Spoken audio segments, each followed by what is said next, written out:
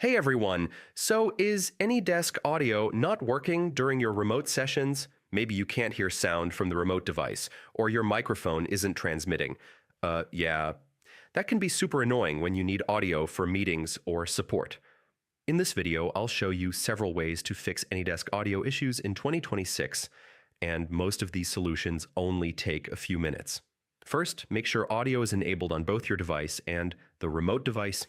Check that speakers and microphone are working and not muted. Next, check AnyDesk's audio settings. Go to Settings and make sure Transmit Audio is enabled. Restart the AnyDesk app on both devices. Close it completely from the system tray or task manager, wait a few seconds, and reopen it. This often fixes audio glitches. Make sure both devices are running the latest version of AnyDesk.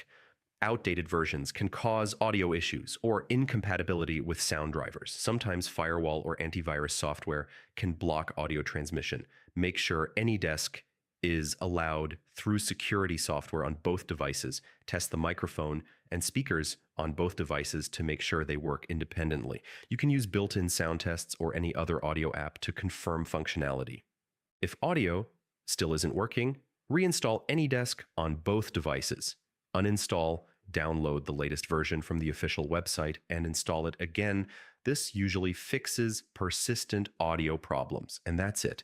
Most AnyDesk audio issues can be fixed by checking settings, updating the app, or reinstalling AnyDesk. If this guide helped you, check out more quick tech tutorials on the channel. Thanks for watching, and I'll see you in the next video.